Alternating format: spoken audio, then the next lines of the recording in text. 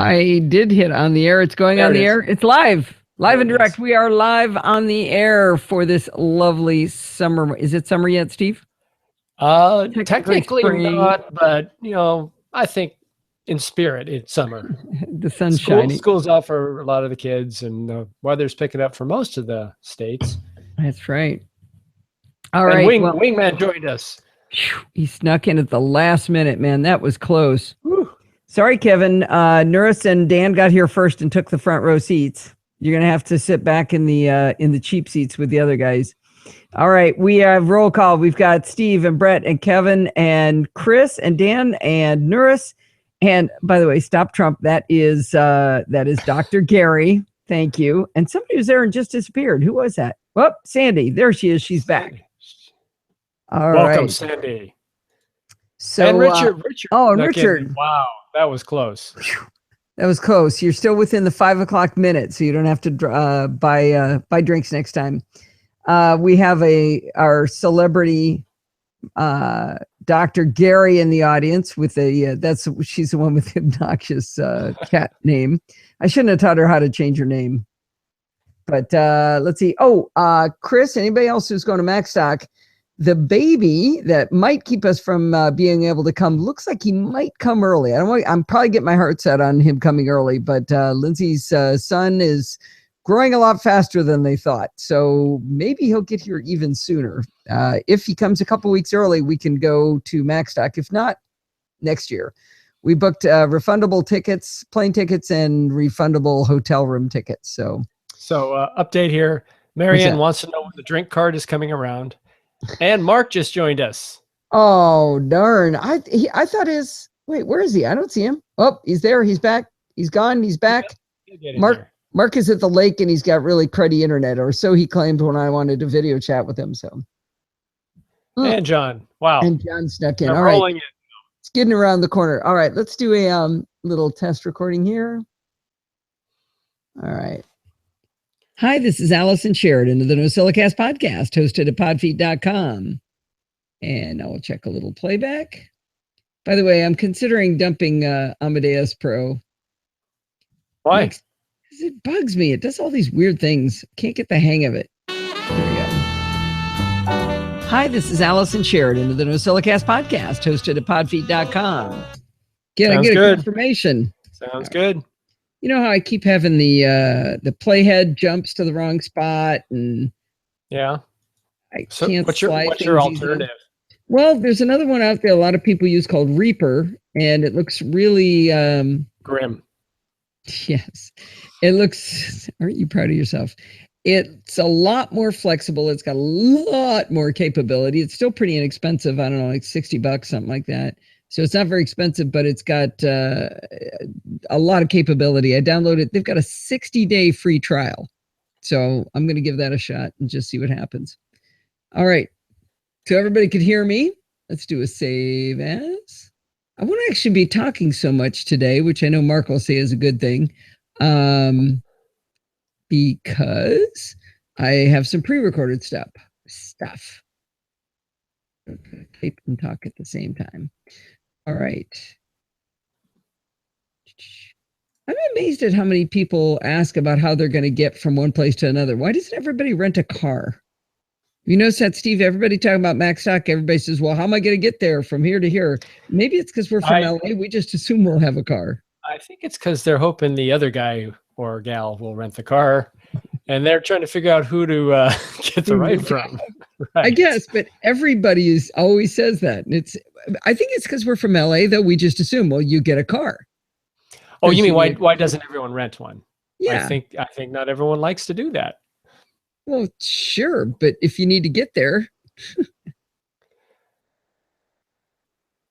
Anyway, all right. Excuse me. I probably should have turned my workout off earlier, Steve. Yeah. All right, let's go ahead and get the show on the road. Wait, see how many calories you burn for a NosillaCast podcast. Set up a workout? Yeah. I'd have to stand up. All right. Here we go. Mute yourself, dear. Stop playing around. Oh, what? Oh, are you recording? I've got command held down ready to hit R when you mute yourself. I'm going to mute. Here we go. He's in too good of a mood tonight. Here we go. Hi, this is Allison Sheridan of the NosillaCast podcast, hosted at podfeet.com, a technology geek podcast with an ever so slight Macintosh bias. Today is Sunday, June 12th, 2016, and this is show number 579. Well, before I forget, tomorrow I would love it if you could join Steve and me in the chat room during Apple's WWDC keynote. If you haven't been there to the chat room before, just go over to podfeet.com/live and follow the instructions on how to chat. There's a little box there that you can do it live right in the web page. Now, there will be no video of me, so ignore the video on that page unless you want to watch the live recording from Sunday that I'm recording right now, if I get myself in a loop. Anyway, so when you go there, you can just play in the chat room and ignore the other stuff. If you'd like to use a real chat client, there are links to some tutorials from Kirshen Sia and me on a few that we like. If you've already got a chat client, the server is irc.borgchat.net, and the room is hashtag NosillaCast. Was that pound NosillaCast? My kids say I sound old when I say pound. Anyway, we really hope to see you guys there. It is at 10 a.m. Pacific time, so hope to see a bunch of people in live chat room. That would be really fun. We like to get in there and get snarky and talk about what's going on.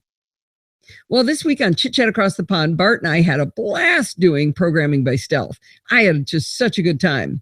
Last week, I asked him if maybe we could have homework because we weren't getting any practice. He gave us an assignment, and I was delighted and very proud of my little self that I got my program working almost like I wanted it to work. It was close. It was pretty close. I started it, of course, the night before, just like when I was in college. Anyway, he did have a few suggestions for improvement, but he allowed me to declare victory. I wish we'd had homework all along, but I bet there are those listening who think I'm teacher's pet for asking for it. Anyway, Bart added some huge enhancements to his tutorials for programming by stealth. First, he added a series index to each tutorial page. This allows you to jump back and forth between lessons when you need to review some material. He did this using a plugin for WordPress called Organize Series. He spent some time styling it in CSS so it looks good on his site as well. The second thing that he did was to create a cheat sheet. So instead of having to read back through all the tutorials, you can see the syntax for different things in order by the episode in which he explains them. This week, he explained how JavaScript callbacks work and introduced the idea of anonymous functions, which oddly made perfect sense to me. I'm sure Bart finds it wildly entertaining trying to figure out when I'll get hopelessly lost and when I'll be just fine with the topic. All right. Oh, what's Sandy doing? Oh, you gonna go to the chat room? Ooh, surgery in the morning. Yikes. For her daughter. Hope everything will be okay with that. Let's see. Get this slid over to where it belongs. Yeah, that looks a little bit late. Why'd you get? Whoop. All right. Oh, Kevin, I did take a look at Twisted Wave that you use, but that's not a multi-track editor. You can only do one track, right? So that isn't quite what I'm looking for. Is there a paid versus free version? Maybe the paid version is multi-track? I don't think so. I don't think so. I edit 2 tracks.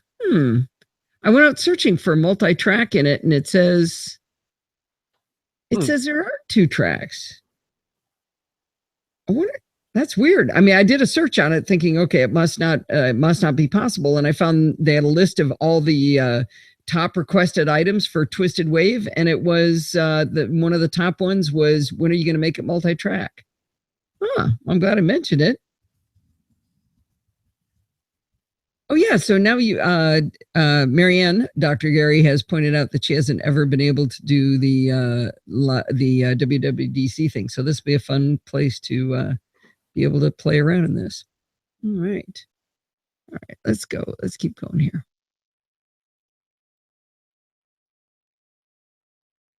You've heard me talking a lot about Affinity Photo, and if you've been thinking about trying it, part 1 of my video tutorial is up on Screencast Online all about Affinity Photo. In this one, and I'm really, really proud of how well it came out, I walk you through how each of the extensions for Apple Photos works.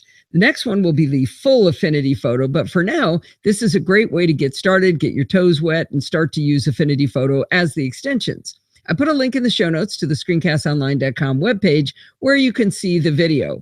By the way, Don's podcast is a subscription podcast that does cost money. Well worth it. If you read the reviews, man, you just know this. You just get so much training for so little money. But anyway, if you want to give it a try, there's a free 14-day trial for Screencast Online, so you don't have to pay anything to go listen to the first one. Anyway, actually, you can watch as many as you want within the first 14 days, and it gives you access to the whole back catalog. So anyway, go check it out over at screencastonline.com. Well, I also wanted to take a quick moment to remind you that when you go shopping at Amazon, if you just manage to stop by podfeet.com first and click on the Amazon image, a small percentage of what you spend will go to help fund the show. As you know, I don't have any advertising going right now. Kind of picky about who I endorse, so the show is entirely funded by your use of the Amazon affiliate links right now. When Marianne was here, we were looking at some of the purchases made by people using the affiliate links. Remember, we can't see who buys what, so you can still buy those adult diapers or whatever you need. And anyway, she noticed that the single biggest percentage that the show gets comes from home and garden stuff. Like if you're buying a barbecue or maybe a nice cover for your barbecue or some fertilizer, some lawn instruments there. Anyway, start over with podfeet.com and click on that Amazon affiliate link and you'll really be helping out the show. Remember, I don't use any tracking cookies, anything like that. All it is an image that's a link that takes you right over to Amazon. Oh, and don't forget that Father's Day is next weekend, so do your holiday shopping now through Amazon. All right, let's get started in the show. And I'm going to play a couple of interviews this week from a thing we went to that Steve and I went to called PhotoCon LA. It was kind of a small show, but had some really terrific booths. We only did 3 interviews, but a couple of these are really cool. And I want to start out with the one with Olympus. I heard you come unmuted there, Steve. Adult diapers? Are you making a comment on NosillaCast demographics? Should I not have said that? No. I was talking about Kevin. I thought he'd think that was okay. Thanks. Sorry, Kevin. Didn't mean to out you like that. I listen to this. When I'll get hopelessly lost and when I'll be just fine with the topic. You've heard me talking a lot about Affinity. I didn't download the wrong Twisted Wave. I don't think. So there's a light and a I downloaded the regular one. Regular, okay. Yeah. What brand? Chris wants to know what brand you use. I assume he's talking about the adult diapers. I don't buy them on Amazon. I'm more discreet. Barbecue grills. Yeah, absolutely. Come on. You like a good barbecue grill, Marianne, right? You can, Dad. I called you Dad just now, Steve. It's because we've been with the kids all week. Yeah, we've been with the kids all week. Steve made Marianne some grilled corn on the barbecue. That was good. That turned out pretty good. I liked it. It was really good. Grilled corn on the Barbie for a Kiwi. Yep. All right. Where did my Finder window? Oh man, I had my Finder windows all set up. PhotoCon LA. Where'd it go? Okay. So we're going to start with Olympus. And hopefully this will just work. Let's drop it down here. No, that's not the right place. Let's, what if I collapse those? What'll happen? I think I can create a new track. I guess I don't hate Amadeus Pro. It's just a couple things that drive me bonkers. What? That's not what I said to do. There, it just dropped it at the beginning of the show instead of where my playhead was, or my insertion point. Okay, insertion point's there. Try this again. I don't think it's going to work. I think I got to create it first. Nope. All right, fine. Track, new track. And we'll call this PhotoCon LA. All right. Kevin, maybe would you mind send me a screenshot of what it looks like when you're in Twisted Wave and you've got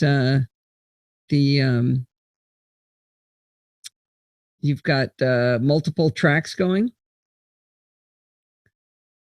Oh yeah, that couscous salad is amazing. Lindsay turned me on to it. It's really good. It's got let's see, green onions and avocado, because everything should have avocado in it. Red peppers, Israeli couscous, or Israeli couscous.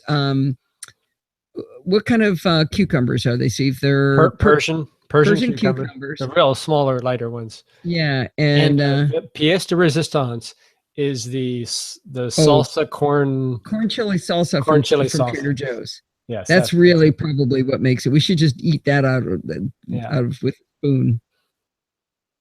Very good. All right. Reviews, but a couple of these are really cool, and I want to start out with the one with Olympus. I'm in the Olympus booth. Oh, too loud. Yeah, I got it here. It's like you think I won't notice. Well, you do hear different things sometimes than what we hear. Yeah. Yeah. It happens. Did Brett make you laugh? You're really full of stuff and nonsense tonight. He's like having fun. Okay, let me check that. With the one with Olympus. I'm in the Olympus booth with Ray Acevedo, and Is that quite enough? Not for me, but if you want to go with it and hurt my ears, that's okay. All right, we'll go down 6 dB. How about 6? With Olympus. I'm in the Olympus booth. Yeah, do you guys use Paprika? I can send it that way, or from Paprika, I can export it as a PDF or whatever that recipe. Actually, it'll be right in email, I think. Whichever you guys like. So Denise and who else wants the recipe?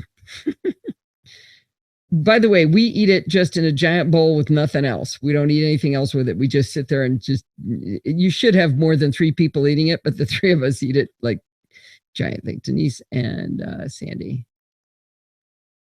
Recipe. Oh, your toe split open? Oh, Kevin. And hi guys. Oh, I did a shout out. I'm a member of a Google Plus community for Olympus Micro Four Thirds camera owners who live in Australia. How's that for a narrow little niche? And it's run by a guy named Ananda Sims, and it's a great community. It's really fun. They're really nice people. I don't know how I got invited, but it's really, really fun. Anyway, at the end of this Olympus interview, I give a shout out. Let's listen to that. Of stabilization available. Wow. Well, this is really cool. I wish you guys the best of luck. And like I said, a very happy Olympus camera owner. Well, that's great. Thank you. We appreciate it. All right. I want to give a shout out to Ananda Sims of the Olympus Google Plus community that I'm a member of. And hi, guys. All right. Sorry, I'm talking about Reese's Peanut Butter Cups. It's not Reese's Peanut Butter Cups. It's the Trader Joe's ones. All right, so let me find this article. Oh, I had a typo. Where was that? Something, I think. And the significance is that Trader Joe's are dark chocolate, not the milk chocolate. Yes. Much better. All right. Okay, this is going to shock you.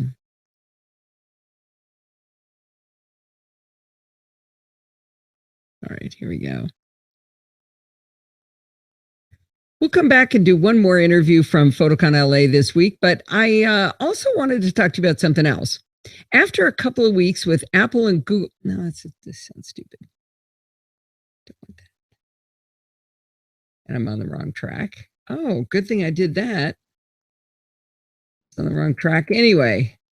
See, that's what I mean. That kind of stuff. I was on the right track when I hit record. Hi. Okay, and like that. Why does it jump to the end? I was at right here. Okay, there goes to the beginning again. Thank you. Try to go right here. All right. All right. We'll come back to PhotoCon LA in just a minute, but I wanted to do an intermission and talk about something completely different. After a couple of weeks with Apple and Google doing 2-factor authentication, I thought I should give you an update on how things were going.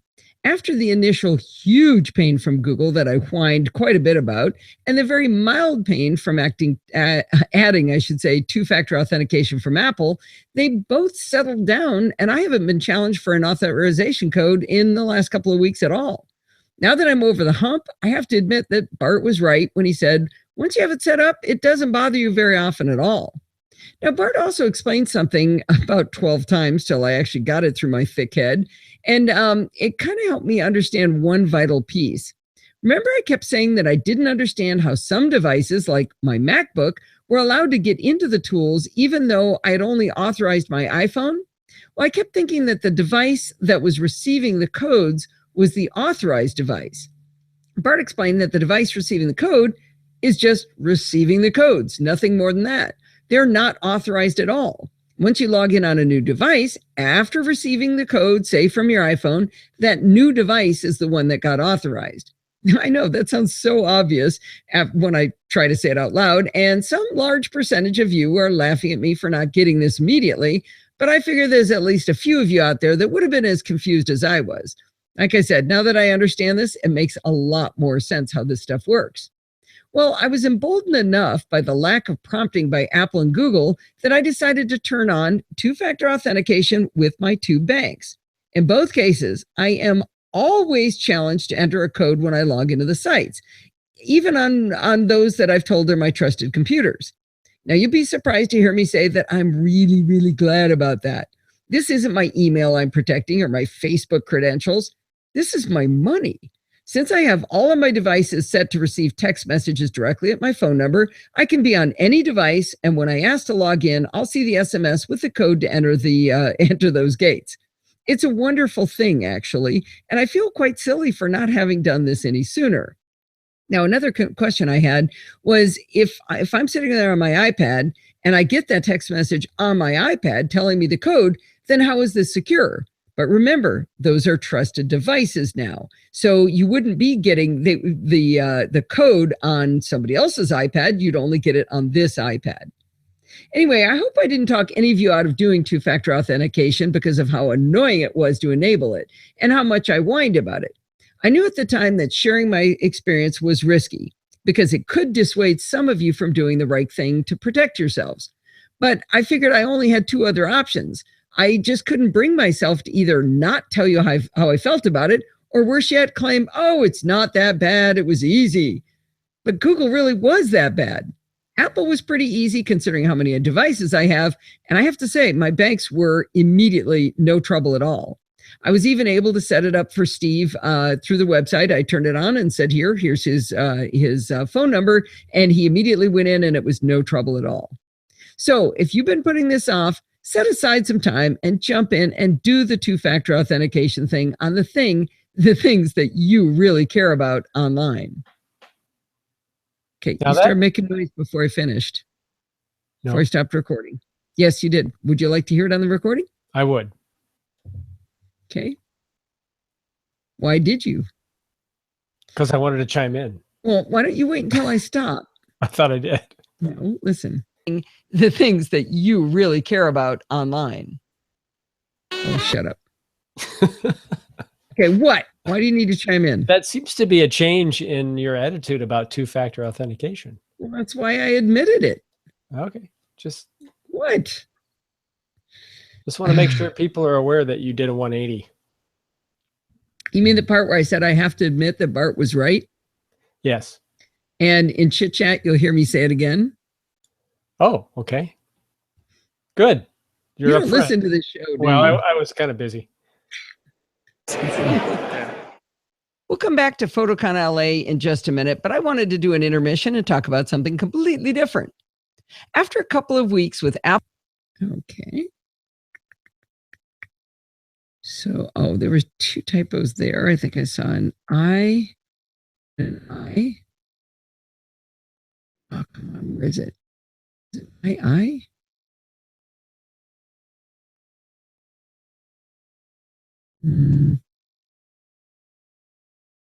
I saw something funny. Well, I'll never find it. Did you proofread my blog post from today, Steve? Nope. Nope. All right. Well, we'll just let it go. It's got some typos in there, I guarantee you. Gonna be ugly. All right. It's going to be ugly. It's not ugly. Should I save? Kevin probably said Kevin. Oh, Kevin left? Man, they're dropping like flies today. Well, Kevin said that he had to do a show earlier tonight for some reason. So okay. he had a hall pass. All right. And Mark had to move a TV or clean his belly button or something. I think he was barbecuing or something. No, he said something about a TV. Oh, did he? Or cleaning his belly button. I'm not exactly sure.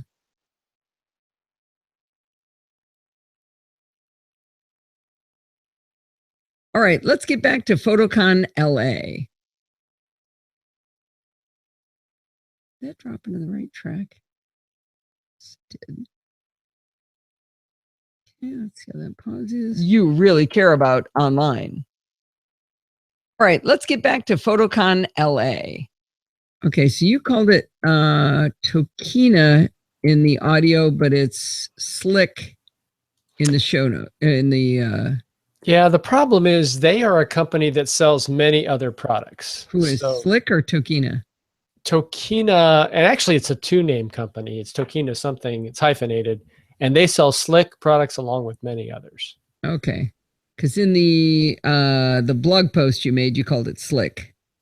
I know. Aquatech camera housings. Yeah, so there were two products. Slick is the monopod maker, and Aquatech is the housing maker. Let's see.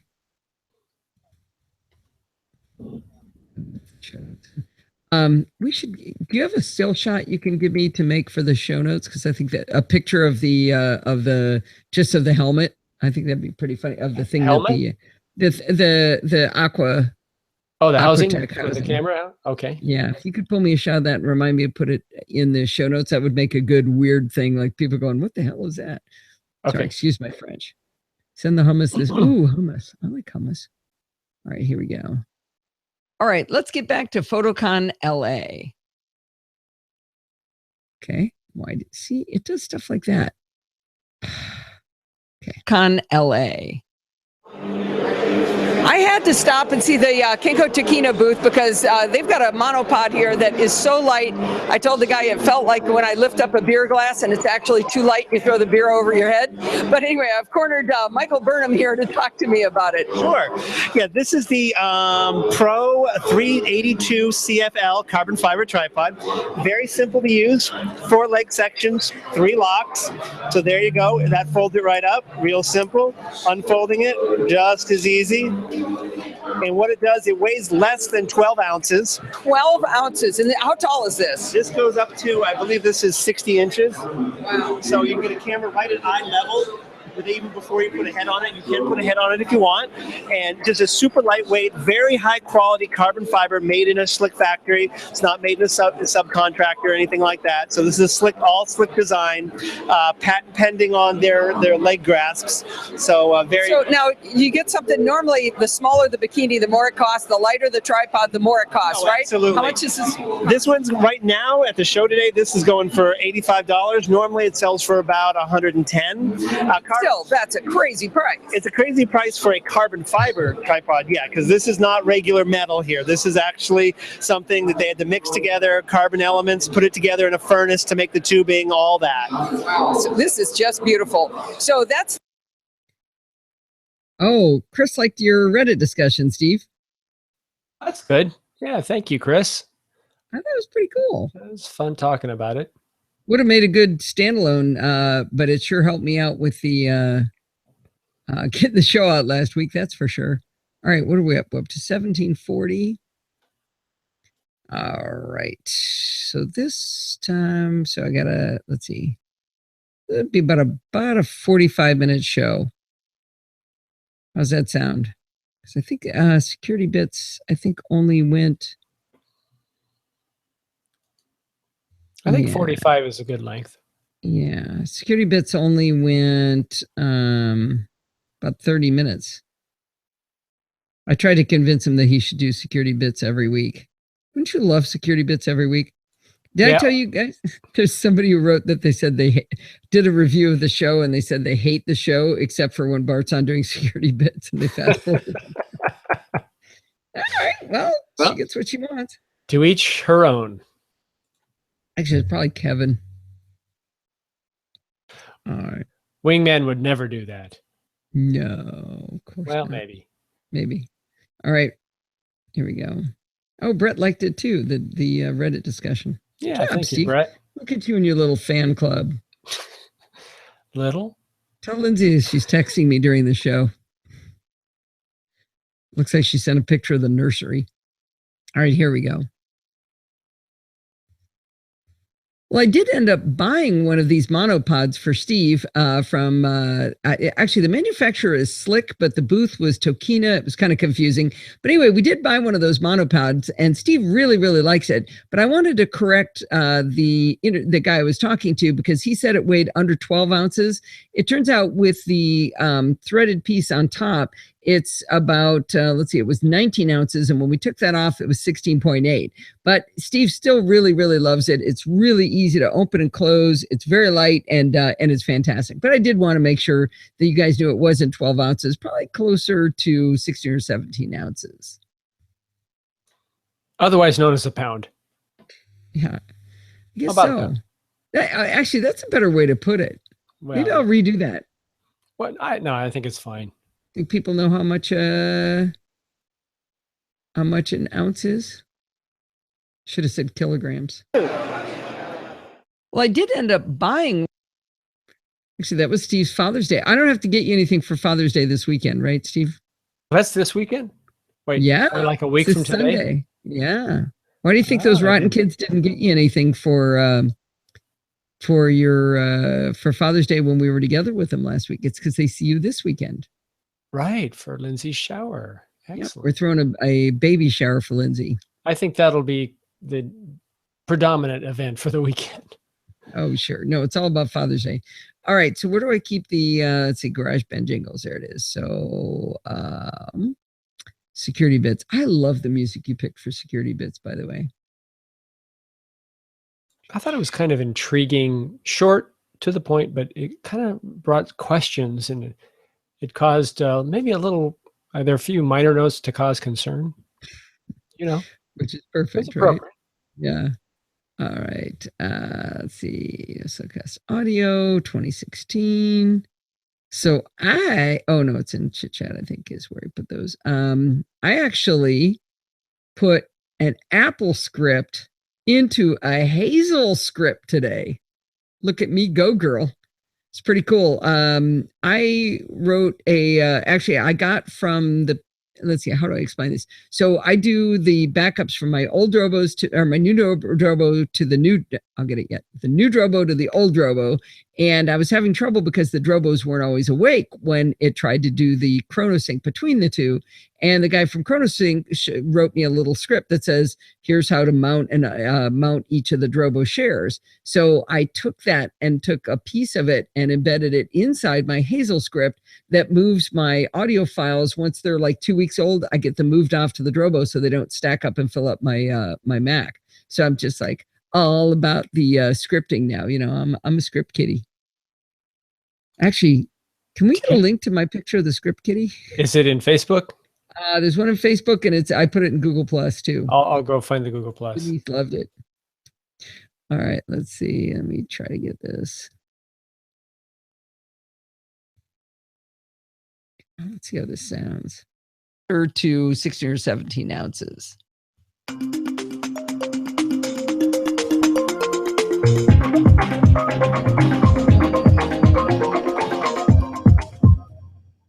Well, it's that time of the week again. It's time for Security Bits with Bart Bouchatz, which for some people is their favorite part of the show. You should be on more often. Bart. Hello. Personally, I wish he'd do it every week because I'd have to do a lot less work, but it's all donation time. More.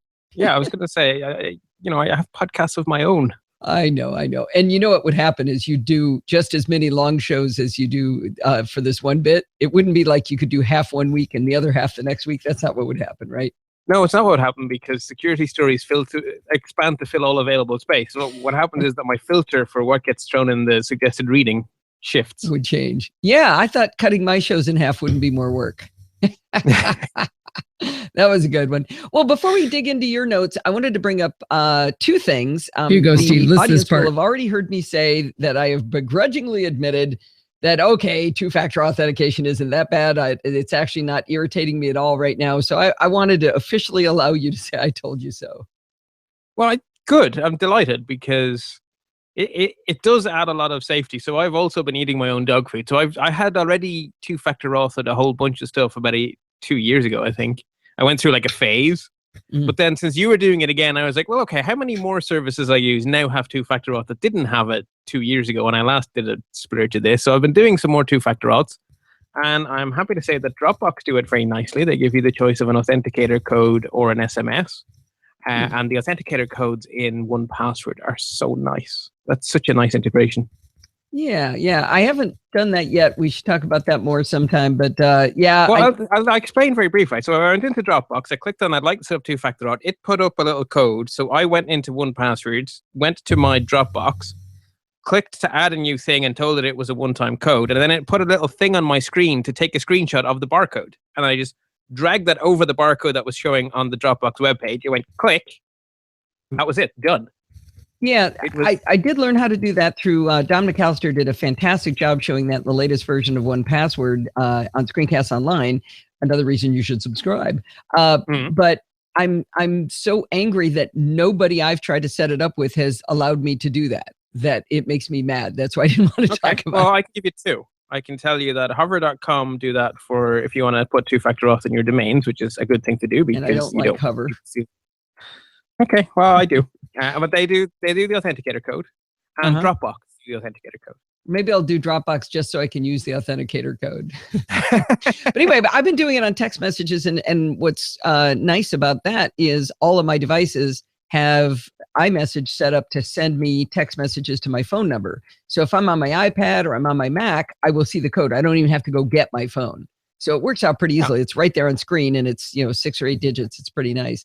So I do have to begrudgingly admit that yes, it isn't that bad, and I've turned it on a bunch more things. So Okay, is that enough, Steve? Yes. You get full credit. I didn't technically throw ashes on myself, but just close to it, right? Pretty good. Okay, why didn't you tell me to increase the volume on this? I was plenty loud here. You mean for you and Bart chit chat? Yeah. No, it was great.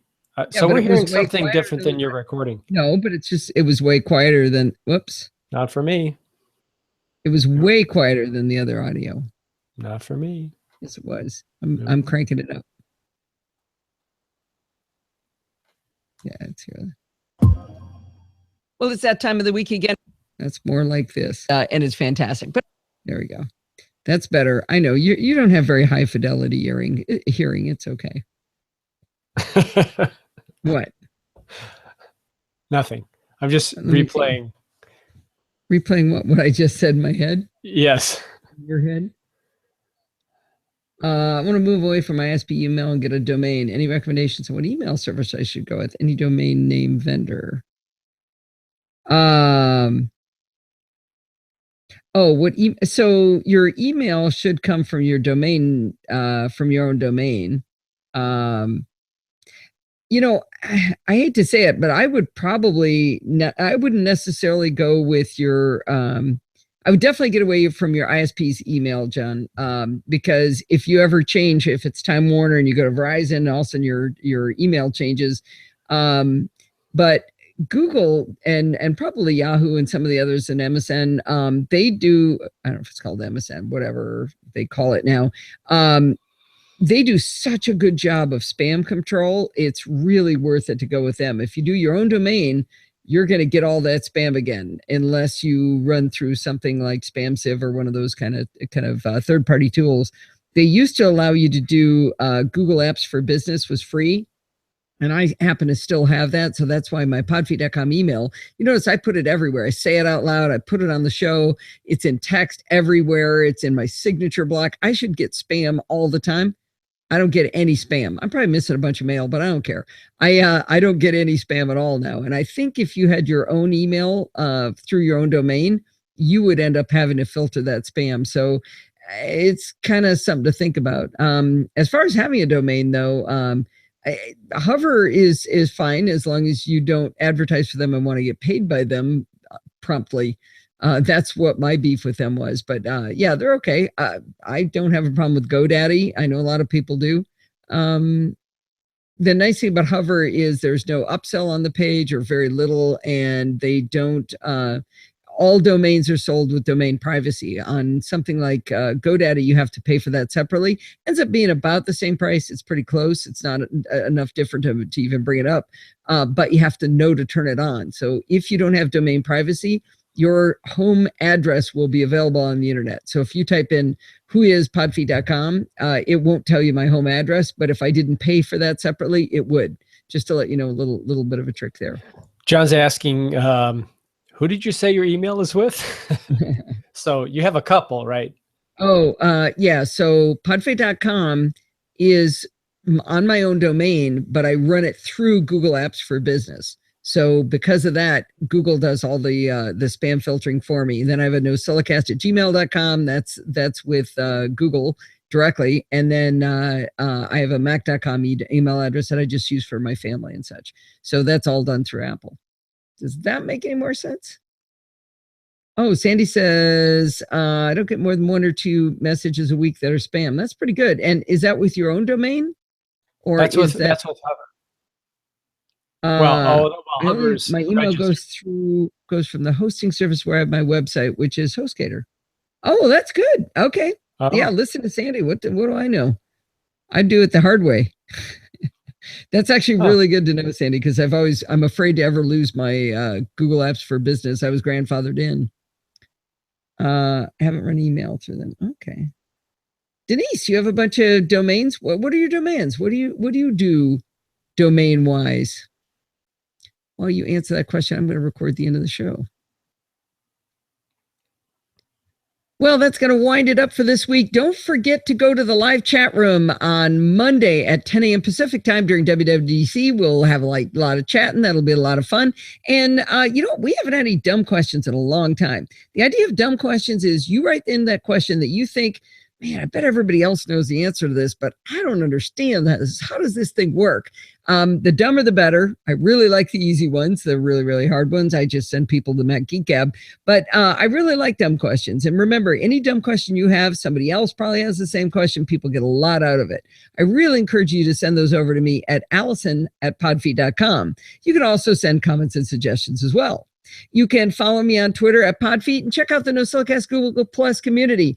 Getting some good stuff. I posted some stuff there myself today at podfeet.com/Google Plus, or the Facebook group, which is on fire. We're having a lot of fun over there. Really, really active group. Not so active that it's annoying, but active enough to be really, really fun. That's at podfeet.com/Facebook. You noticing a pattern here? Podfeet.com/whatever you want. That's how you find it. If you want to join in the fun of the live show, head on over to podfeet.com/live on Sunday nights at 5 p.m. Pacific time and join the friendly and enthusiastic Nosilla castaways. Thanks for listening and stay subscribed. There, did you like that, Steve? I did subscribed. Good What show. is that called? I had a domain name for the baby shower. Yeah, good Till then, idea. stay patched and stay secure. Well, that's going to... Yeah, that's a good... I actually thought about that. I wonder if websites will be a thing, you know? I would think they would be. Yeah, you. So here's the new thing. The new issue is posting photos of your babies or grandchildren and having them later come back and sue you. Have you heard of this? No. Like you're giving like personal information about this kid, and they may not want that before they're at the age of consent. So you mean like your daughter getting a massage in a massage chair and her belly jiggling? He could sue me for that? No, I did not post that. No, I didn't. Don't think for a minute that I did. Did you? No. Where did you post that? I wanted to post it. Where were you going to post it? Well, I thought it'd be funny. That was funny. It might cross the line. It was funny, I tell you. All right. 53. Okay, what's 53 minus 47? God, I can't do that. Shift 6. This is what bugs me. I can't drag this. Ugh. 6. Let's try that. Got it. Oh, I wanted it. All right, take you, move you to. Is that it? Maybe that's it. Let's see if that works. And join the friendly and enthusiastic Nozilla castaways. Thanks for listening and stay subscribed. So what is that called? That's 2 called months? an outro. No. When you go at the end. Oh, Said that's a whole thing. I think it's vocal fry. Have you guys ever heard of that? Vocal fry. Well, NPR did a whole piece on it. A whole piece, not a partial piece? They did a whole piece? Okay, half piece. Maybe a half piece. Whole snow cone. Little Brian Regan reference there. Have you guys ever heard of Brian Regan? We pretty much communicate in Brian Regan jokes. That and maybe SNL and Monty Python. Yeah. Well, no, not Monty Python. Sure. No, there's hardly any Monty Python. No. Not quite dead yet. Well, there's a little bit of that, but Okay, there's a lot more of Young Frankenstein than you're admitting. Frankenstein, yeah, probably more than Monty Python. Those 4 movies or shows you can have full communications. Let me tell these people who it is. So Brian Regan is a comedian, and he's 100% clean. He's just fabulous, and he talks about everyday stuff. Like you listen to him talk about what it's like to airline flight, what it's like today. You will think of him every time you're in an airport after that. Every time you open an ironing board, you will think of him because he does a whole bit, not a half bit, a whole bit on ironing boards. But he does this one bit on getting a snow cone when he's playing baseball when he's a little kid. That's hilarious. But it's a fantastic. He's a great comedian. We love him. We watch him over and over and over again. All right. So where did that go? There it is. No. Where did I just save that? Oh, I'm in the wrong folder. That's why. Derp. All right. I'm going to switch to my desktop so you can see what I'm doing because it's way more interesting, I think. Which one's my desktop? This messy one. So I have a couple of cool things that I do when I set up the show. I don't know if I told you guys, I wrote an Automator script that puts all my windows where they belong. So let's move everything around. Let's move all this stuff over here, and we'll put this. So this will be probably, this is the most interesting if I get rid of that. And I close that and we'll put everything all messy like this. Get rid of this one. We'll put that over here. So I go Command Space, live show. No, you gotta be able to spell it, live show. And watch what happens. Nothing. Oh, it launches everything. Never mind. That's the wrong one. One of them launches everything, like what I've already got going. But then I use Moom to go live show, and everything goes bing, bing, bing, bing, right where they're supposed to be. A bunch of stuff happened on another screen too, which is pretty fun. All right, so I have saved this out from Amadeus Pro as an AIFF, and I will save that. And then I take this one, and I changed this. I just put this up here. Did you know you can put stuff in your menu bar, in your Finder windows, and they show up everywhere? So this is now Auphonic Leveler, load preset, NosillaCast, and process all files. That is what makes the audio all be level no matter what Steve tells me to do during the live show. Yeah, I haven't figured out a way to do that. The one way I've thought about I could do that is I could do this, and I could turn on. Wait, what does he mean by see more of what you're doing? See my desktop. See what I'm doing during the entire show. Yeah, instead of just my fat head. So you used to have a 3-panel, right? The chat, your screen, and your face. What if I turned on Photo Booth and I let Photo Booth have my is it Photo Booth? Yeah, Photo Booth should, if I let it have my camera. So if we'll leave the HD Pro Red webcam there, we'll do display eyesight. And there you can see me. So I could leave me in the corner up here, down the bottom right corner. That's pretty jerky. Is it? Well, you're moving around. Hold it steady. Okay, hold it still. Now get animated. Yeah, we're seeing about a maybe a 2 to 3 hertz frame update rate. Really? All Yeah. right. It's like See You See Me back in the 80s. Sandy wants 90s. to see Tesla. Oh, let me go get her. Let me Show's gone off the rails. Actually, while that's running, maybe I should show you guys Paprika. Paprika is very pretty. Don McCall. Here, let me get rid of this photo booth thing. Oh, we'll do a stop, and I'll come back and show Paprika. But we had a request for Tesla. Tesla had a bath today. Does she smell good from there? Tesla. You always put her right in front of the mic. There she is. Yeah. I could lift. No, she lays down. She wants her belly rubbed. She's the queen of the belly rub. That's why we picked her. So let me show you Paprika. I am not a chef by any means, as you might have picked up, but my daughter is. So I bought this. This is a great app. Makes importing recipes really, really easy. So like it's Lindsay's 5-ingredient easy white chicken chili. Also amazing. Oh God, Steve. Wait, they can't see that. Oh. That whole time you're lifting her. Wait, I got to show them that. Okay. I was talking about 5-ingredient chicken chili. I turned my head. Really happy. She was right here. Yeah, she loves it when you do that. Okay, that was funny. Oh, that was funny. Okay, well, Steve has lost interest in me talking about recipe apps, but I'm going to show you guys anyway. So I convinced Mark to get this because he's a good recipe guy and he sends me stuff. But anyway, it's really, really easy for importing. Let's see, something Paprika couldn't do that Mac Gourmet could do. Ow, ow, ow. Oops.